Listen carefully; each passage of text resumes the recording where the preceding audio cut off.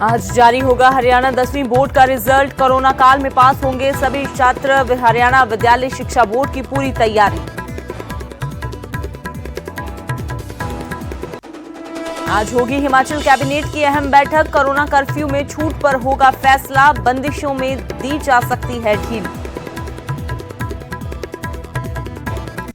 किसान आंदोलन की मंशा पर अनिल विज ने उठाए सवाल। कहा, इनका एजेंडा कृषि कानून नहीं बल्कि कोई गुप्त एजेंडा। किसान नेता कानूनों में नहीं बता पा रहे हैं खामियां।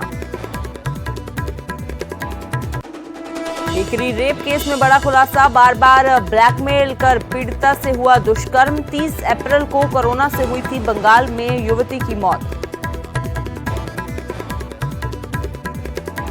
जयपाल भुल्लर और जसप्रीत जस्सी का परिवार पहुंचा कोलकाता। आज सौंपे जा सकते हैं शव। एनकाउंटर में मारे गए थे दोनों गैंगस्टर। चंबा की लेच पंचायत में फटा बादल। लोगों के घरों को हुआ नुकसान। फसल और सेब के बगीचे भी हुए तबाह। और कुल्लू घाटी में दिखा अद्भुत नजारा। बिजली महादेव मंदिर के ठीक ऊपर से गिरी आसमानी बिजली। लोग मान रहे हैं चमत्कार।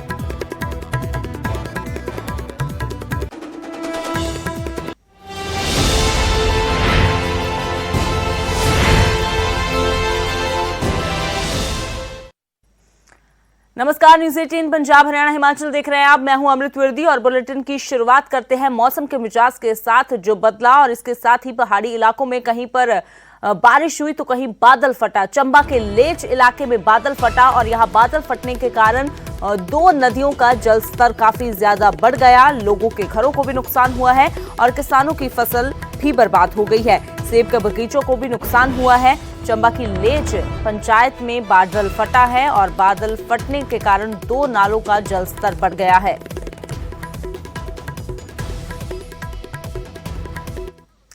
हेम सिंह हमारे सहयोगी ज्यादा जानकारी के लिए जुड़े हैं। तो हेम, फिलहाल किस तरह के हालात है ये जानना चाहेंगे और क्या कोई जानी नुकसान तो नहीं हुआ? जी अमृत, देखिए देर शाम जो है 2 जगह पे ये बादल फटा है। एक लेच पंचायत में और एक बलोट और खुंदेल ये पंचायतें हैं 2, इनके बीच में बादल फटा है। पहाड़ी क्षेत्र है और यहाँ पर जब बादल फटता है तो ये पानी जो है दो तीन तरफ डाइवर्ट हो जाता है। लेच की बात करें तो यहाँ पर जो लेच के ऊपरी क्षेत्र में बादल फटा था वो 2 नालों में तब्दील हुआ था। वहां पर लेच पंचायत पे वहाँ राहत की बात ये रही कि जो नालों में लोगों ने घर नहीं डाले थे वहां पर खेतों में पानी घुसा है और मक्की की फसल को नुकसान पहुंचा है। जब दूसरी तरफ एक सिंधुआ गांव है वहां पर जो घर थे 2 घर थे उन्हें क्षति पहुंची है। जैसे ही ऊपर पानी की तेज बहाव की आवाज आई तो लोग जो थे घरों से जान अपनी बचाकर भागे। राहत की बात रही कि इस जो ये हादसा हुआ है इसमें कोई जानी नुकसान नहीं हुआ है, लेकिन लोगों के 2 घर जो थे वहां पर जो सिंधुआ गांव है वहां पर 2 घरों को काफी नुकसान पहुंचा है। लेकिन जो मक्की की फसल अभी हाल ही में जो किसानों ने मक्की की फसल बीजी थी वो जो है पूरी तरह से नष्ट हो चुकी है। और जहां पर ये बादल फटा है पहाड़ी क्षेत्र पर वहां पर लोगों के जो सेब के बगीचे थे उन्हें भी काफी नुकसान हुआ है। तो अभी जो है फिलहाल जो प्रशासनिक अधिकारी हैं वो जो काफी मूसलाधार बारिश हुई है। मॉनसून जो पहले ही 1 हफ्ता पहले ही यहाँ आ गई है। ये पहाड़ी क्षेत्र है, यहाँ पर जो है कहीं पे भी ये आपदा आ सकती है तो यहाँ पे लोगों को संभलने का भी मौका नहीं मिलता है।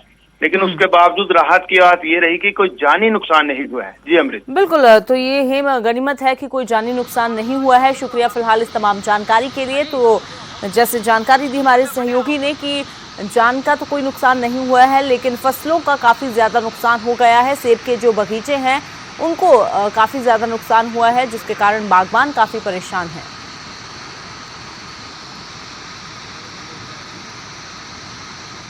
तो 2 जगह पर चंबा में बादल फटा है। तो वहीं कुल्लू घाटी की बात करते हैं जहां अद्भुत नजारा देखने को मिला। यहां बिजली महादेव के मंदिर के ठीक ऊपर से आसमानी बिजली गिरी और बिजली गिरने का ये दुर्लभ नजारा सोशल मीडिया पर खूब वायरल हो रहा है। गुरुवार शाम जब अचानक मौसम खराब हुआ तो बिजली महादेव के ठीक ऊपर से होती हुई बिजली गिरी। इस नजारे को किसी ने अपने कैमरे में कैद कर दिया। हालांकि आसमानी बिजली गिरने से किसी तरह का कोई नुकसान तो नहीं हुआ है लेकिन लोग इसे आस्था से जोड़कर देख रहे हैं। आपको बता दें कि बिजली महादेव में कई सालों से बिजली नहीं गिर रही है। लोग इसे बिजली महादेव से जुड़ी आस्था से जोड़कर देख रहे हैं। लोग इसे चमत्कार मान रहे हैं और बिजली महादेव के मंदिर में जो बिजली गिरने का इतिहास है वो सालों पुराना है।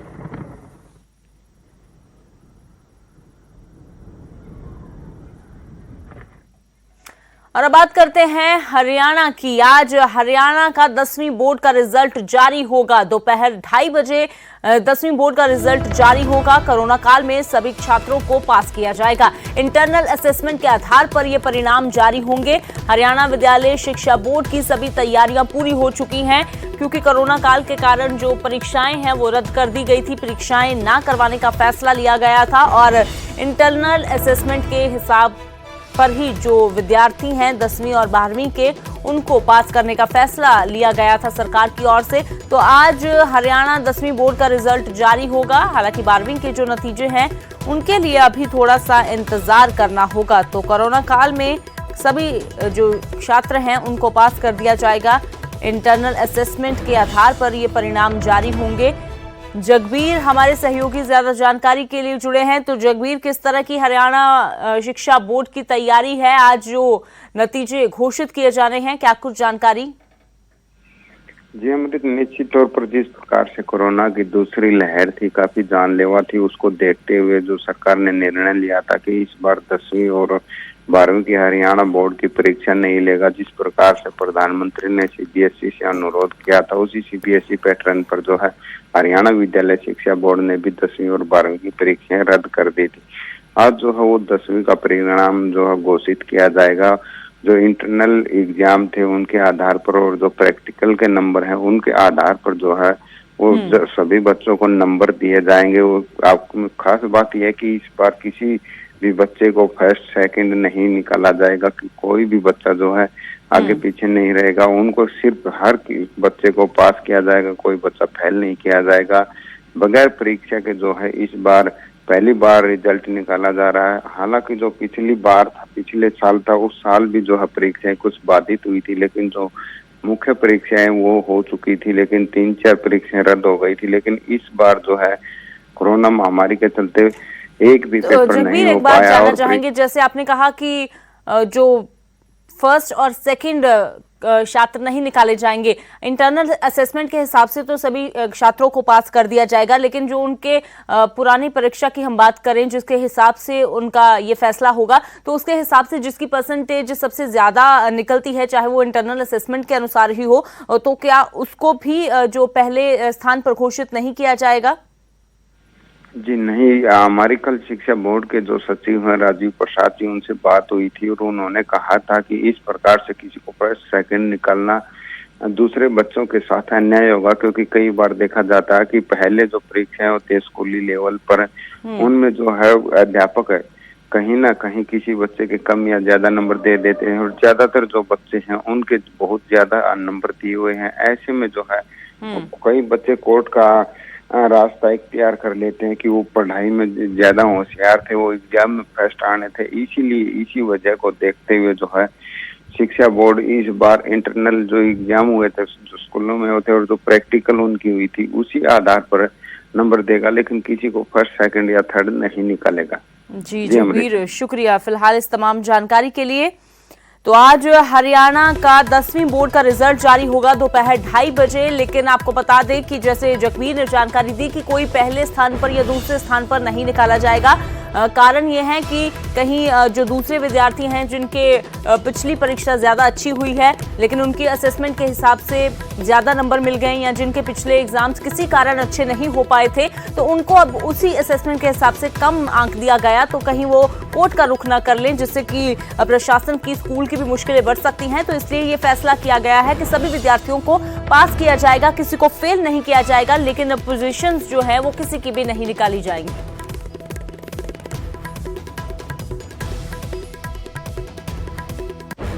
और अब बात करते हैं टिकरी रेप केस मामले की। बंगाल की युवती से दुष्कर्म मामले में बड़ा खुलासा हुआ है। वीडियो से पीड़िता को ब्लैकमेल किया गया और बार बार ब्लैकमेल कर उसके साथ दुष्कर्म किया गया।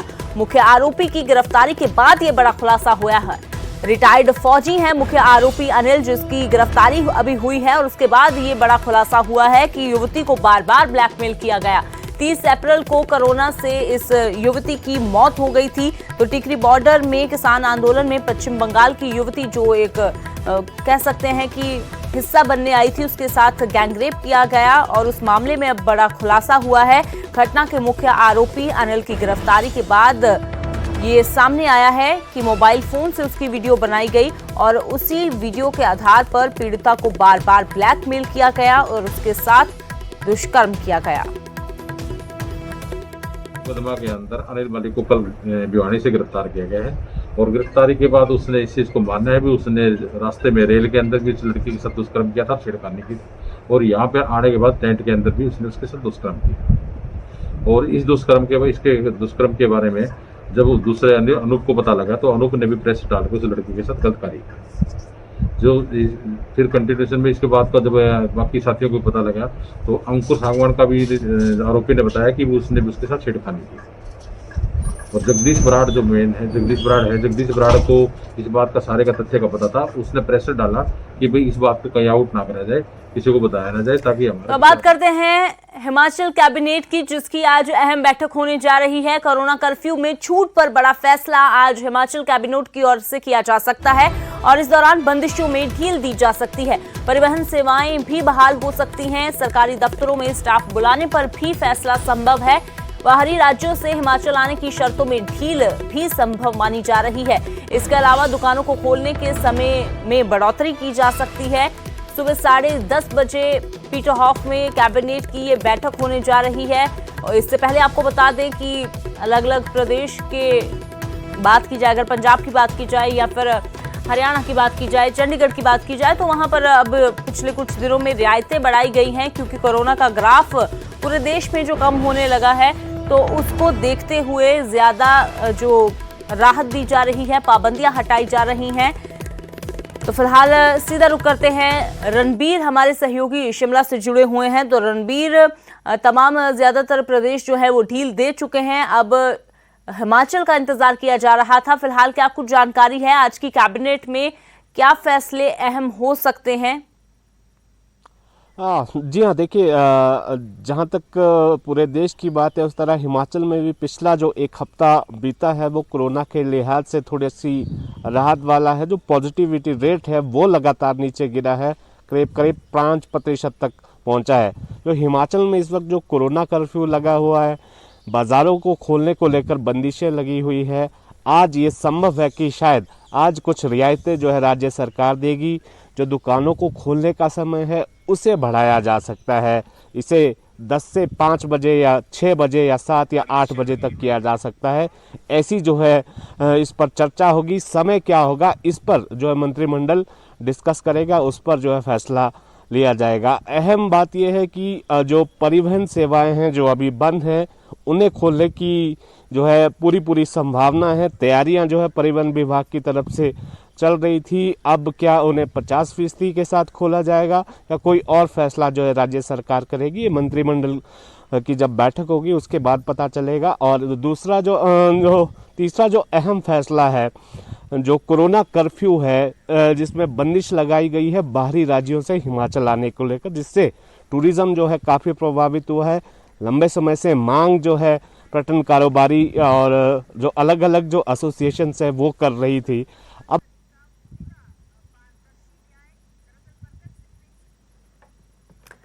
जी रणबीर, शुक्रिया फिलहाल इस तमाम जानकारी के लिए। तो आज हिमाचल कैबिनेट की जो अहम बैठक होने जा रही है, 10:30 बजे पीटरहॉफ में ये बैठक होगी और इसमें अहम फैसले लिए जा सकते हैं। जो फोकस है वो कर्फ्यू में छूट पर रहेगा, बंदिशों में ढील दी जा सकती है, समय की तब्दीली की जा सकती है बाजारों की, दुकानों के खुलने की। इसके अलावा जो है सरकारी दफ्तरों में स्टाफ बुलाने पर फैसला संभव लग रहा है। ये भी संभावना है कि बाहरी राज्यों से हिमाचल आने की शर्तों में भी ढील दी जा सकती है।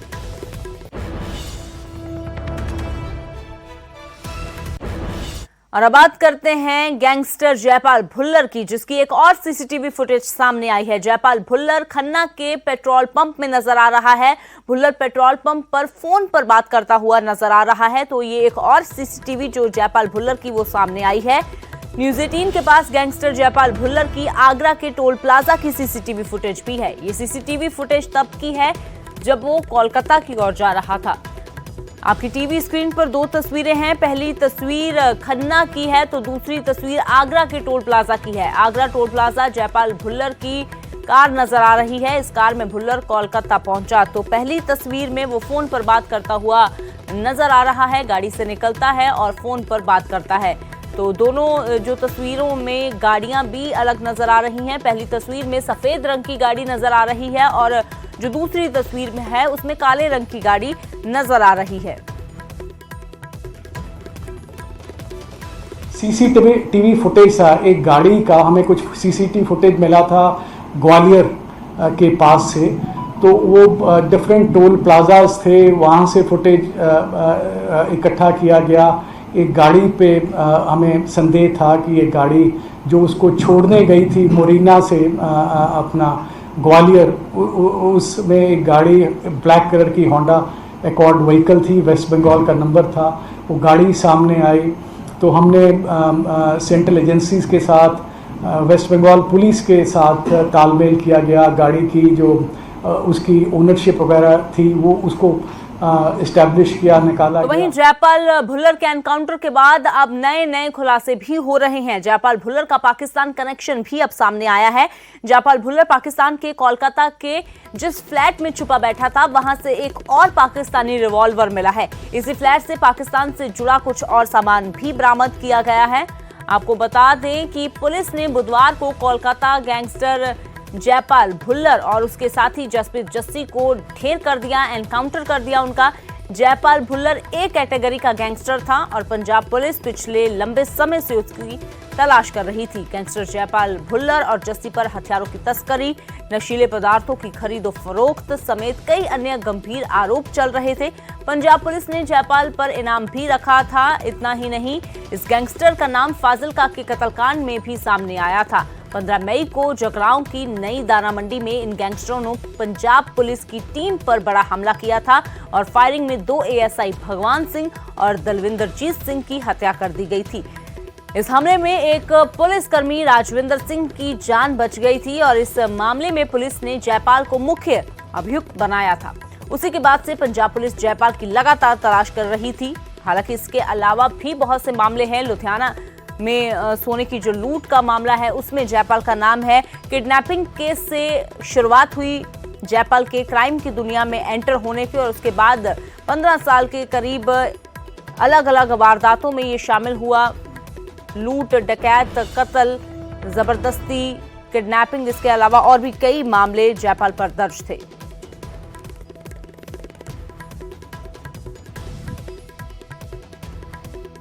हमारे ऐसे हैं जो बेसिकली ड्रग स्मगलर्स हैं। जो रिंदा है उसका ये कहा जाता है कि he is based across the border in Pakistan today. एक और गैंगस्टर्स के उधर बेसिकली ये सारे ड्रग स्मगलर हो गए हैं। ड्रग स्मगलर हो गए हैं। जो ड्रग स्मगलिंग का जो चल रही है, हेरोइन जो स्मगलिंग है अक्रॉस द बॉर्डर, वहाँ जो बड़े बड़े ड्रग स्मगलर, हेरोइन स्मगलर बैठे हुए हैं, उन्होंने ये इनका तो यही लोग ड्रग्स को इस तरफ मंगवाते हैं, उसके बाद ट्रांसपोर्ट करते हैं। They are very trigger happy and so जो आज का ऑपरेशन हुआ है इससे मतलब ड्रग स्मगलिंग, हेरोइन स्मगलिंग जो नेटवर्क है उसको भी big dent to that and because ये लोग ड्रग स्मगलिंग में, so this is one of the biggest fishes actually. और बात करते हैं अनिल विज की। किसान आंदोलन की मंशा पर हरियाणा के गृह मंत्री अनिल विज ने सवाल उठाए हैं। विज ने कहा कि इनका एजेंडा कृषि कानून नहीं बल्कि कोई गुप्त एजेंडा ही है। किसान नेता कृषि कानूनों में खामियां नहीं बता पा रहे हैं। तोमर जी ने बिल्कुल साफ कहा है कि हमारे दरवाजे खुले हैं। सरकार ने कभी भी अपने दरवाजे बंद नहीं किए और 11-12 दौर की चर्चा भी हुई है। लेकिन किसान नेता एक बार भी उनकी आपत्तियां क्या है ये बता नहीं पाए। 3 बिलों में उनकी आपत्तियां क्या हैं वो बता नहीं पाए हैं। वही बात उन्होंने कही है कि आप बताएं कि क्या आपत्तियां हैं। वो बता नहीं पाते हैं। इसी से ये लगता है कि इनका एजेंडा 3 बिल ना होकर कोई गुप्त एजेंडा है। और अब बात करते हैं जल शक्ति मंत्री महेंद्र सिंह ठाकुर की, जो एक बार फिर से भड़कते हुए नजर आए हैं। मंडी में अधिकारियों पर भड़के हैं जल शक्ति मंत्री महेंद्र सिंह ठाकुर। कहा कि मैं तुम तीनों को सस्पेंड कर दूंगा। पीडब्ल्यूडी करसोग के अधिकारी रहे मंत्री के निशाने पर इस बार। ठेकेदारों को जो लिस्ट थी उनको ब्लैक लिस्ट करने की चेतावनी दी है ठेकेदारों को। तो मंडी में जो मंत्री है जल शक्ति मंत्री महेंद्र सिंह ठाकुर, वो अधिकारियों पर भड़कते हुए नजर आए। उन्होंने कहा कि मैं तुम लोगों को सस्पेंड कर दूंगा। पीडब्ल्यूडी करसोग के अधिकारी थे जिनको चेतावनी दी गई, जो निशाने पर रहे मंत्री के। तो जो वीडियो भी एक सामने आया है जिसमें काफी गुस्सा करते हुए नजर आ रहे हैं जल शक्ति मंत्री महेंद्र सिंह ठाकुर। टेंडर किया टेंडर किए टेंडर हुए थे सर, जो फर्स्ट फेज में 8 करोड़ की स्कीम है ना सर, उसका काम चला हुआ है। एक क्यों छोड़ा आपने? ये तो सब किसी ना किसी पर से पहले क्या बताते थे आप? छूट गए तो मैंने क्यों छूटी? जैसे पहले जो भी हुआ था मैंने कर दिया अनाउंस। मैं तेरे को सस्पेंड कर दूंगा। तो सुन लो तुम तीनों तो खड़े हैं, घर भेज दूंगा। तुम लोग इतने लापरवाह लोग हैं। सारे डिवीजनों को हम जब ये करते हैं, करसोग डिवीजन का सबसे बड़ा घर कहते हैं। टेंडर किया टेंडर किए टेंडर हुए थे सर, जो फर्स्ट फेज में 8 करोड़ की स्कीम है ना सर, उसका काम चला हुआ है। एक क्यों छोड़ा आपने? ये तो सब किसी ना किसी पर से पहले क्या बताते थे आप? छूट गए तो मैंने क्यों छूटी? जैसे पहले जो भी हुआ था मैंने कर दिया अनाउंस। मैं तेरे को सस्पेंड कर दूंगा। तो सुन लो तुम तीनों तो खड़े हैं, घर भेज दूंगा। तुम लोग इतने लापरवाह लोग हैं। सारे डिवीजनों को हम जब ये करते हैं। तो अपने संसदीय क्षेत्र मंडी में तूफानी दौरे पर निकले थे जल शक्ति मंत्री महेंद्र सिंह ठाकुर, और वहीं पर अधिकारियों को फटकारते हुए नजर आए हैं। और अब आपको पंजाब कांग्रेस के अंदर शुरू हुई पोस्टर वॉर से रूबरू करवाते हैं। पिछले कुछ दिनों से कैप्टन के नाम के पोस्टर जगह जगह दिख रहे थे, जिसमें साफ साफ लिखा था कि कैप्टन तो एक ही होता है। लेकिन अब इस पर सिद्धू खेमे के जो समर्थक कह लीजिए, उन्होंने कैप्टन के ही शहर में पलटवार किया है, वो भी एक पोस्टर के ही जरिए। देखिए ये रिपोर्ट।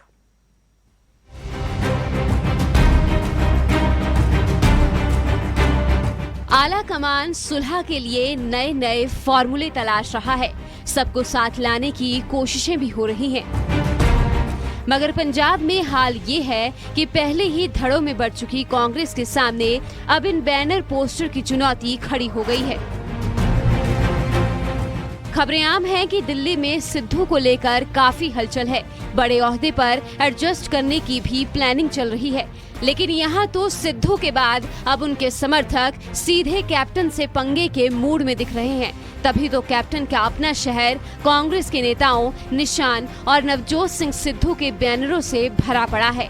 यहाँ तक कि खुद को कांग्रेस से अलग बताने वाली मिसेस सिद्धू तक बैनर में मौजूद हैं, मगर कैप्टन गायब हैं। ਨਵਜੋਤ ਸਿੱਧੂ ਦੇ ਸਮਰਥਕਾਂ ਨੇ ਕੈਪਟਨ ਦੇ ਗੜ੍ਹ ਦੇ ਵਿੱਚ ਉਹਨਾਂ ਨੂੰ ਚੁਣੌਤੀ ਦੇ ਦਿੱਤੀ ਹੈ।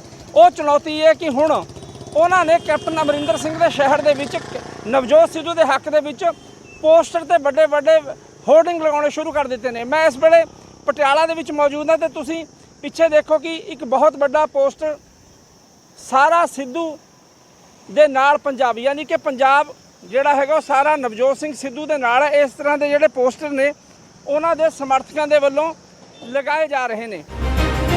अकेले सिद्धू के नाम और नारे का बैनर नहीं है, बल्कि साथ में बेअदबियों के इंसाफ का जिक्र कर कैप्टन के लिए भी सीधा संदेश है कि दिल्ली से जो चाहे वो फॉर्मूला आ जाए, वो तो इसी मसले पर घेराबंदी जारी रखेंगे।